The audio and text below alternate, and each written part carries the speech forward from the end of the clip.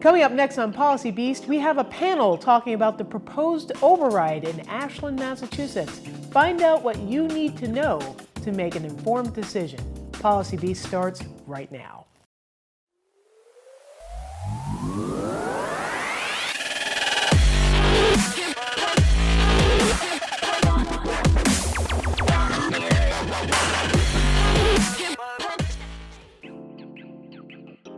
Hello and welcome to Policy Beast. On today's show, we'll be talking about the proposed Ashland override. Normally on my show, I like to take the time to introduce my guests one by one, but today we have a panel, so I'm going to start the introductions to my left. Well, thanks, Nikita. My name is Steve Mitchell, and I serve as the Vice Chair of the Ashland Board of Selectmen. I've been in town for 40 years. Hi, thank you for having us. Jim Adams, I'm the Superintendent of Schools. This is my 7th year in Ashland and 2nd as Superintendent. Hi, I'm Michael Herbert. I'm the Town Manager. I've been in town for 3 years. This is my first as Town Manager. Good evening. I'm Mark Terry. I'm finishing up my first year on the school committee, and I've lived here in Ashland for 11 years. Well, gentlemen, I think we've only got 30 minutes to talk about a very complex issue, so I'm going to get right into it. I guess my first question is, what exactly is an override? And I'm going to ask you to answer that. Oh, sure. So, I mean, everybody's familiar with their tax bills, I'm sure. So, collectively, everybody's tax bills and the taxes that they pay make up something called the tax levy. And each year, we're legally allowed to raise that tax levy by 2.5% each year. Again, not the individual tax bills, but the levy itself. Okay. And so what a Proposition 2.5 override is it's permission for the town to go over that 2.5% limit to pay for certain operational expenses, like additional police, additional fire, additional school support, or you could do something called a debt exclusion, which is another type of override which helps pay for capital expenses. Now, we've done debt exclusion overrides before, but this is the first override for general expenses that we're doing. Is that correct? No, actually, we did an override, and I'm going to say in 2007, that was unsuccessful at that point in time, and by a very small margin, but it was unsuccessful. Okay, all right. But but if this were to pass, this would be the first operational. Yes, operational. Right. Okay. Yep. So how did we get here, Steve? So this really was guided from discussions that occurred at our tri-board group, which consists of the Board of Selectmen, the school committee, and the finance committee, and we meet during budget season. And when is budget season? All year long. Oh, the birds singing. Does it springtime? So budget season basically starts in October. Okay. Where instructions are sent to town departments. Okay. And initiates the process of creating the next fiscal year's budget. So as part of this process, this tri-board group meets on a regular basis, and historically it's been, I wouldn't use the word contentious, but it's been a process because we're dealing with a budget that's got resources that are pressured, and so from our last year's budget process, we agreed that we were going to create an override study committee to look at the potential for an override. So that's really where this process started, from last year's budget process. So who comprised the override study committee? There were 2 representatives of the Board of Selectmen, 2 representatives from the school committee, and then administrative staff from both the town and the school department. So it was Michael when he was the assistant town manager, and our former town manager, along with Jim as superintendent and our assistant superintendent, Barbara Durand. There were also 2 members of the finance committee who sat in a ex officio non-voting capacity. Okay. So this group basically, they came up with specific recommendations as to why you're proposing this override. Is that correct? Yeah, I think that's fair to say. I mean, we really tried to look at what are the town's needs. And that was really what the exercise was to look at our resources and look at the town's needs and to try to make a recommendation. And the ultimate recommendation was a $2.4 million override. that would have put before the voters to decide whether they supported that and whether those things that were included in the list of needs are things that the community values. Well, it's interesting that you say what the community values, because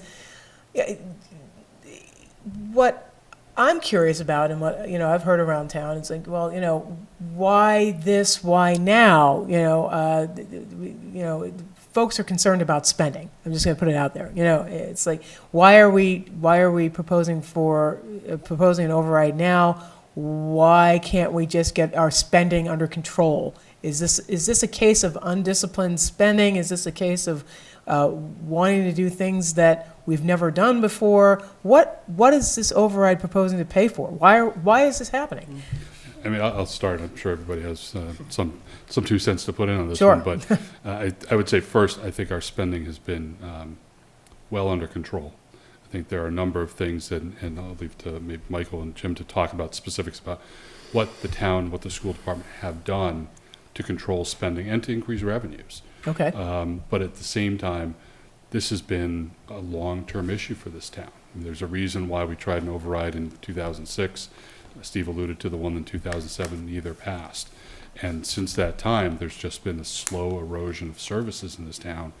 And I'll say as a school committee member, I wouldn't feel comfortable coming forward and asking the voters to support this if I thought there was another dime somewhere in the school department budget that could be allocated to address the issues we're concerned about. I don't want to pay more taxes any more than anybody else does, but there's a true need that's evolved here. I think we have a legitimate service deficit that's evolved, and it's now it's time to ask the voters again whether they think that where we are is the place they want to be, or whether they want to be a place that has more services than we do.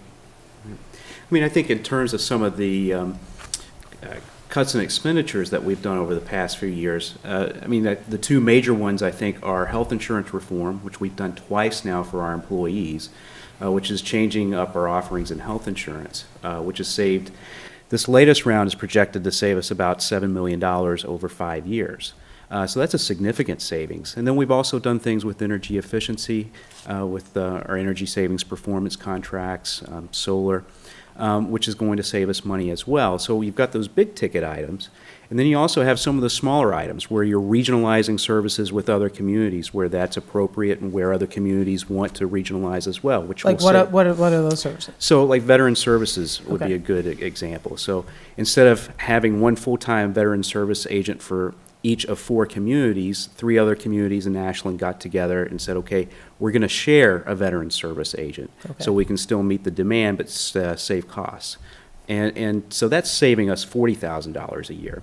So some of those small savings, as well as, you combine those with the larger savings, and ultimately, when you look at our spending compared to some of our peers around Metro West, we're actually relatively low. So if you look on a per capita basis, we're 4th from the bottom in terms of spending per capita. And Jim can talk about some of the savings programs that they've done at the school. Yeah. So last year, for instance, we went through a tough budget season. As Steve said, we ended up coming to the conclusion that we needed to have a conversation about is an override necessary in the community? Is it a revenue problem? Is it an expense problem? A spending problem? And one of the things that we did last year from the school side of things is we recognized that one of our major costs within the school department is our out-of-district special education costs. So it's about $2.5 million, so 10% of our budget. And this has grown significantly over the past 5 years, and partly because we're much more capable of identifying students with severe needs, and within our school system, we can't necessarily support all of those students. Okay. So those students end up being placed in private school settings or even in some other public school settings. So last year, as part of our budget process, we actually reduced the number of teaching positions and administrative positions so we could create an in-house position at the Ashland Middle School for our behavioral emotional students. And we're projecting to save this year over $150,000 because of that program. Those students whom we identified previously are now staying in our district instead of being placed in other school districts. So starting in the 6th grade, moving forward to 12th grade, that's a $900,000 savings minimum over the next 6 years. And we're now actually bringing students back into the program who were previously outplaced. So the benefits that containing those costs has been really one of our foundations to creating a very fiscally responsible budget. So the other thing, and I don't think we mentioned this, is the town adopted our local option meals tax several years ago. And that brings in, last year it brought in about $200,000. So I was going to talk about revenue. So that's a source of revenue. Yeah. Our ability to control our revenue destiny is relatively limited. We have, our primary revenue drivers are state aid, local receipts, Yep. and new growth. And when you look at all those factors, they're relatively constant. They don't go up dramatically. State aid goes up in small increments. New growth goes up, historically has gone up in small increments as well. And local receipts as well has been pretty consistent over a period of time. So, but as part of a action to develop new revenue, we adopted the local option meals tax, and it's been very successful.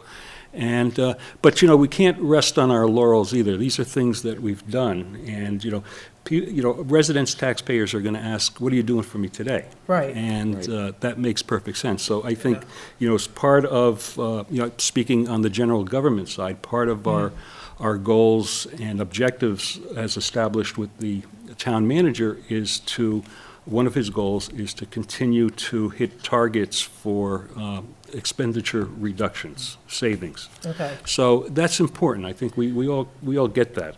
Yeah, I think that's very important because, one of the things I think folks would be curious about would be like, well, okay, if you make your case for this override and I vote for this, does this mean that we're just going to get caught, as so many other communities have, just continuously doing overrides and not looking at more long-term Right. planning to address, revenue and Yeah. expenditure? So that's part of it. That's part of it, and part of it also is the fact that when we started this override discussion and the study, we recognized that we had to commit to a longer-term concept. So what we've committed to as override study committee, and I think as individual boards, is not to come back to the taxpayers for at least 5 years in terms of an override. Now, hopefully, it's a lot longer than that.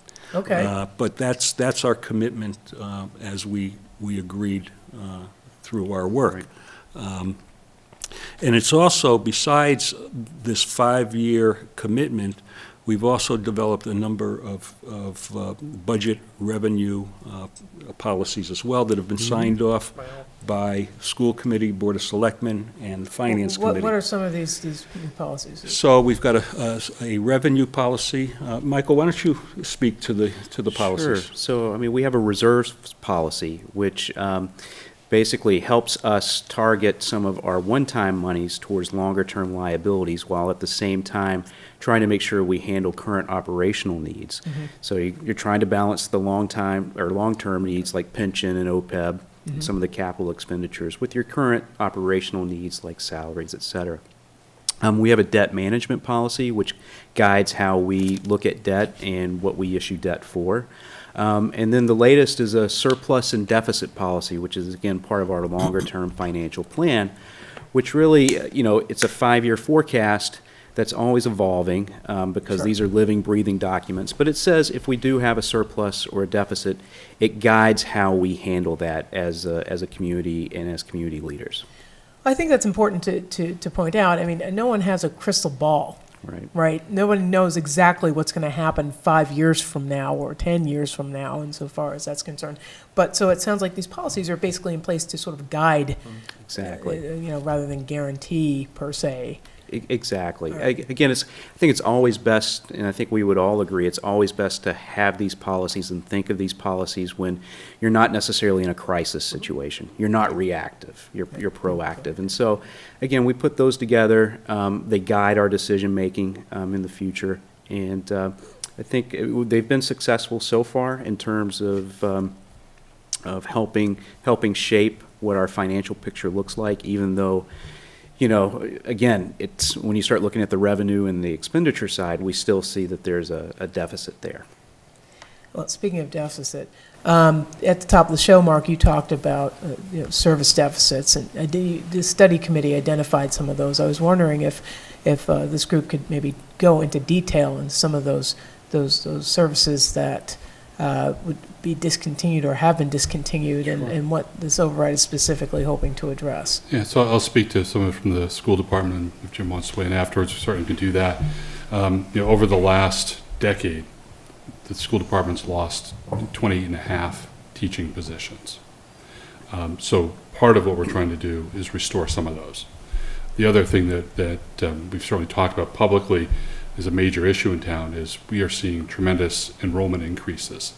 So, for example, this year we had an unexpected enrollment increase of over 100 students. I think it was closer to 130, 115, which is putting tremendous strain on the budgetary resources and creating space issues for us. But one of the things that's not happening at the level we'd like right now is being able to provide the kind of social and emotional support for our younger students in particular.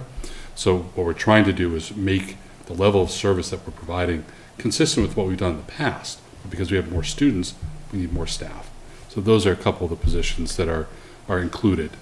We do have, I think, one position that is restoration of a high school elective teacher that was cut many years ago in 2005. 2005. Yeah. And so I don't know if you want, Jim, you want to add in. So I think what's important to look at with the enrollment piece is our demographics are changing in Ashland as well, Okay. quite significantly. How so? So, for instance, in 2011, we had 71 students who were classified as English language learner students, so English was not their first language. As of today, we had 131. So in that 5-year period, we've almost doubled the number of students. Now, we have state and federal mandates and that in terms of the amount of individualized education that students who are English language learners need. So that requires professionals, teaching staff, who can pull these students out of class and provide them that individualized training. That's a cost. So, but what that cost is it's impacted other areas of our school system. So slow down. So the people understand, basically, it's mandated by law that these students are served. However, it is not. It's not funded. It is not funded by the Correct. state. Correct. Okay. Not at the level that it should be funded at. So we could have a long conversation on Chapter 70 funding, and we're not going to get into that today. But there's a tiny piece of the state funding. What is Chapter 70? Chapter 70 funding is the aid that comes back to local communities from the state to support education. Okay. So there are numerous factors that play into determining how much aid comes back to a community. And English language learner students, there's a tiny piece in there. Mm-hmm. But within our community, we have seen a growth tremendously in terms of the needs of those students. We have many more students who are not proficient in English. Mm-hmm. Therefore, we have to spend more individualized time with them. Mm-hmm. And again, because of limited revenue, we've actually had to reduce positions in other areas in order to pull in English language learner teachers Okay. to meet the needs. So on the general government side, some of the service deficit areas that we're identifying include our fire department. We're looking to fund 2 additional firefighters. The reality is we haven't hired a firefighter in this community in 25 years. Now, the community gets served if there's a call. Wait a minute. Did you just say that we haven't hired a firefighter in 25 years in this town? That is correct. So Okay. what happens and let's be clear, people get served in the community. If the override does not pass, we're going to balance our budget. We're required by law to balance our budget. So we will have a balanced budget at the expense of additional services and programs that may need to be cut. But that being said, with the fire department, a call comes in and our Ashland crew goes out. Okay. Another call comes in, which is not unusual. I don't have the data in front of me. Michael can speak to that. But Okay. a second call comes in, and we don't have a crew. We have to call for mutual aid. A third call comes in, and again, it's mutual aid. So when you talk about a surface deficit, that is When we're talking about mutual aid, you're talking about help from other towns, from other communities, mutual aid agreements that we have. So that's one area where we're looking to provide more service. Our DPW crew, we've, as Jim and Mark described cuts, our DPW crew was cut many years ago, has never been restored. The miles of road that we have to clean snow, to salt or sand has increased. So that's another area. As Jim was talking about demographics, our demographics throughout town are changing. There's our population in some areas are getting older. I'm a representative of that, and we're looking to provide more programming at our community center, at a senior center. So those are some of the areas that we're looking at, that we'd like to fund.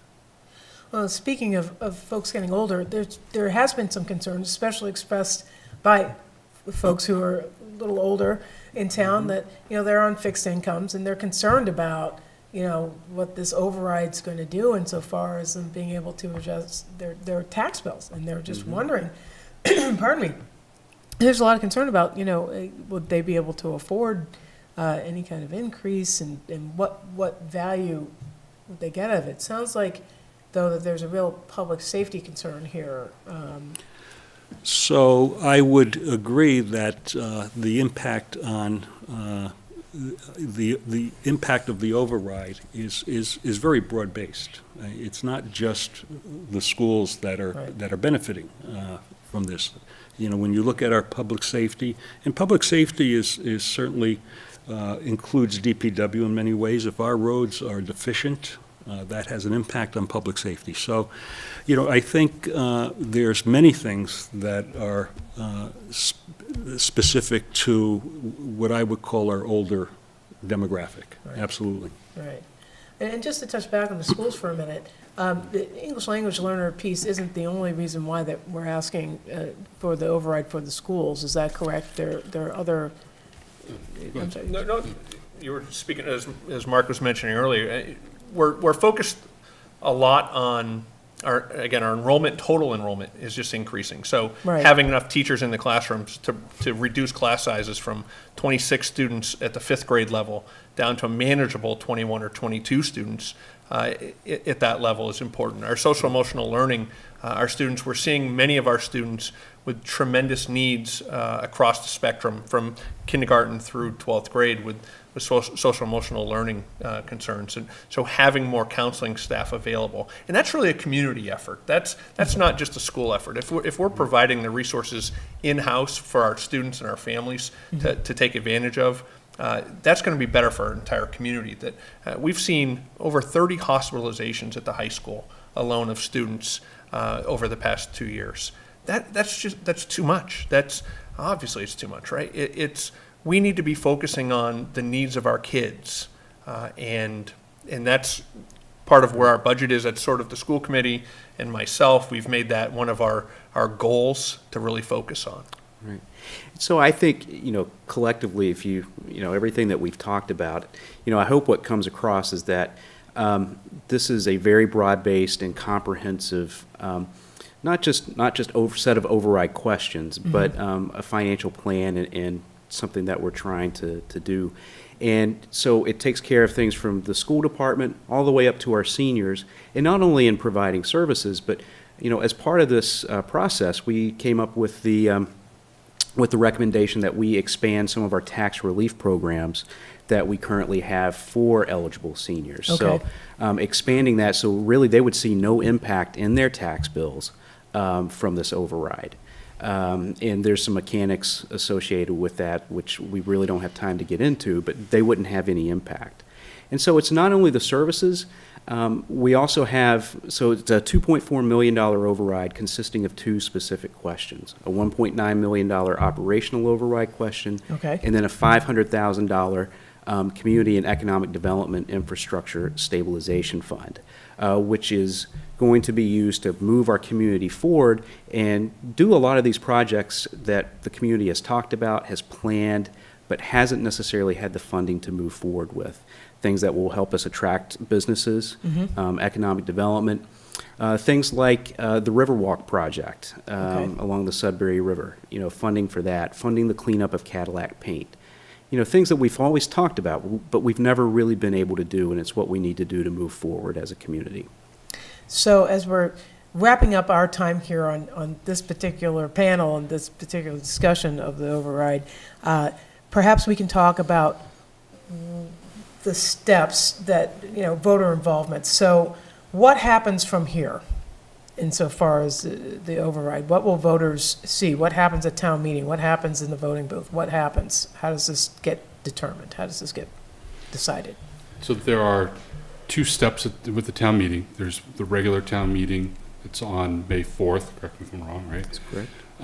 And at that meeting, we'll deal with normal town business, but we will not deal with the budget. Okay. On May 17th, the override vote will be a part of our normal town elections when people vote for selectmen, school committee members, et cetera. And there will be these two ballot questions that Michael just talked about that are the override questions on the 17th. And then on the 25th of May, town meeting reconvenes to determine the budget. And so it'll be important for people to show up to vote on the budget itself, which would include the funds generated by the override if it passes. Okay. So I would encourage residents and taxpayers from now until town meeting is to get as educated as they can about the process, and B, the issues. How the can they issues do that? Well, they can do that in a number of ways. Number one, I think any one of us here are open to Meetings for coffee, meeting doing and anything. talking. I mean, we all go to the gym, we all go to the coffee shops. Not all of us go to the gym. Well, I don't drink coffee. That's all right. So, okay. so we all go, We all go let's somewhere. say Let's just say that we all we're- shop you're local, all around some way, town. somehow. right. So You're that's in one town. way. We're very visible. We're available, we're interested, we like to engage. That's one way. There are regularly scheduled meetings that occur, whether it's a school committee meeting or a board of selectmen.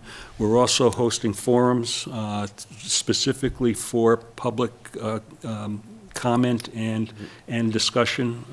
The board of selectmen in conjunction with the school committee and the finance committee. Okay. So that's another way. You want to put the April date out there? 7th. April Yeah, 7th. April 7th is the next one, sorry. But, so there's a variety of ways. And I think, it's just, I just would encourage people to get as good information as you can when you're making your choice. These are, we could get bogged down in data and analysis paralysis. It comes down to, I guess everybody's got to vote on their pocketbook and on their values. And I would just encourage people to learn as much as they can about this. It's important. You were going to, Well, no, I was just going to say another avenue of information is the town website. So if Okay. you go to the town website under the community heading, menu heading, and what's that URL? ashlandmass.com. Okay. So, and that's M-A-S-S, Yes. Mass. So under the community section, you'll see something for override information, which contains the override study committee's final report, the ballot questions, what the override consists of, as well as some general information on Proposition 2.5. And we're going to have to leave it at that because we are fresh out of time. Gentlemen, thank you so much for participating in this very important panel. And like they said, please get more information about the override proposal on the town website. Please see these gentlemen around town. And of course, tune in to Policy Beast right here on WACA, where we will be doing extensive coverage of this issue. Thank you so much for joining us, gentlemen. Thank you. Thank you. And thank you for joining us. Thank you.